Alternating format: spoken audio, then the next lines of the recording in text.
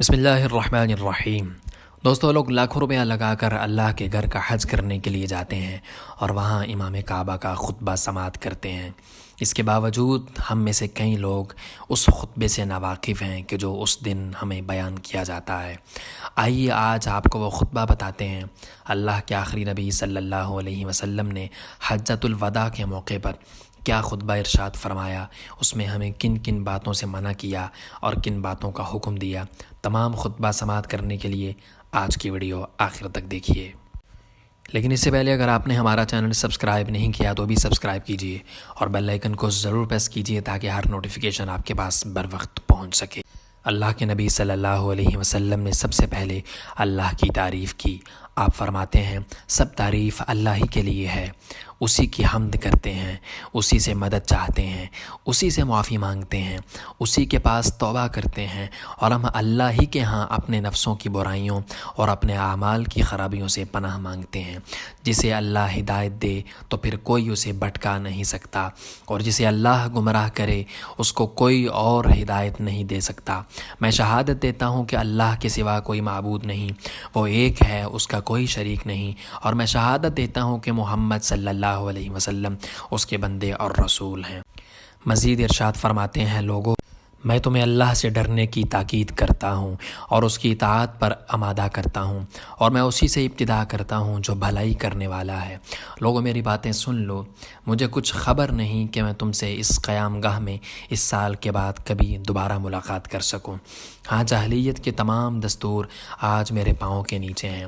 عربی کو عجمی پر، سرخ کو سیاہ پر اور سیاہ کو سرخ پر کوئی فضیلت نہیں مگر تقوی کی بنیاد پر۔ خدا سے ڈرنے والا انسان مومن ہوتا ہے اور اس کا نافرمان شقی القلب ہوتا ہے۔ تم سب کے سب آدم کی اولاد میں سے ہو اور آدم مٹی سے بنے تھے۔ لوگوں، تمہارے مال، تمہارے خون، تمہاری عزتیں ایک دوسرے پر اسی طرح حرام ہیں جیسا کہ آج کے دن اس کی شہر کی، اس مہینے کی حرمت کرتے ہو۔ دیکھو، ان قریب تمہیں خدا کے سامنے حاضر ہونا ہے اور وہ تم سے تمہارے اعمال کی بابت سوال کرے گا۔ خبردار، میرے بعد گمراہ نہ بن جانا، ایک دوسرے کی گردنیں مت کاٹنا۔ جاہلیت کے قتلوں کے تمام جھگڑے میں ملیہ میٹ کرتا ہوں۔ پہلا خون جو باطل کیا جاتا ہے وہ ربیعہ بن حارث عبد المطلب کے بیٹے کا ہے۔ اگر کسی کے پاس امانت ہو تو وہ اس سے اس کے مالک کو ادا کرے، اور اگر سود ہو تو موقوف کر دیا جائے۔ ہاں، تمہارا سرمایہ مل جائے گا، نہ تم ظلم کرو نہ تم ظلم کیے جاؤ۔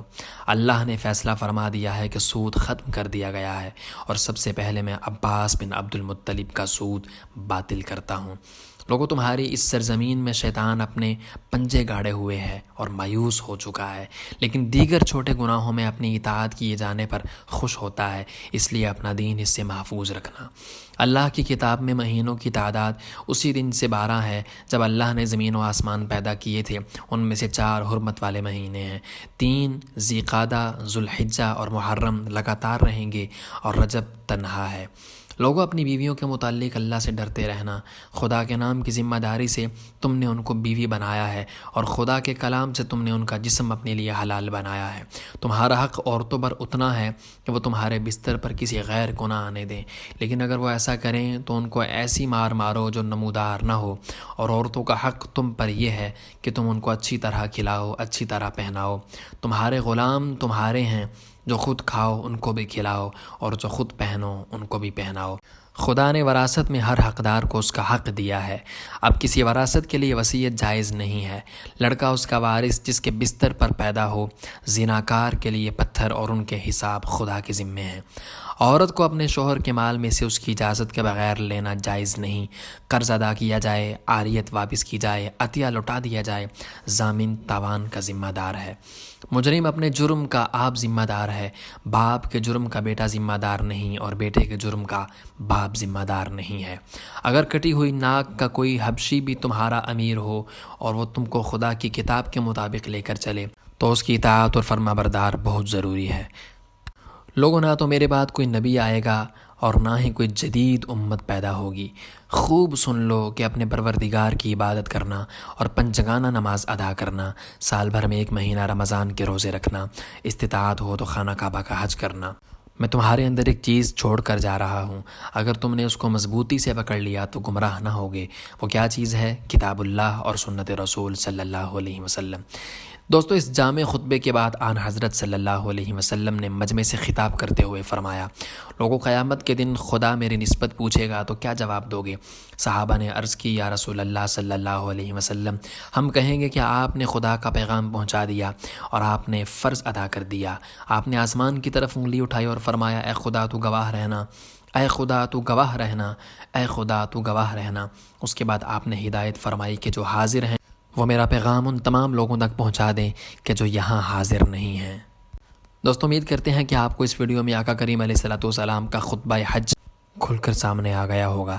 مزید اس طرح کی اچھی اچھی ویڈیوز دیکھنے کے لیے ہمارے چینل کو سبسکرائب کیجیے اور بیل آئیکن کو ضرور پریس کیجیے تاکہ ہر نوٹیفیکیشن آپ کے پاس بر وقت پہنچ سکے۔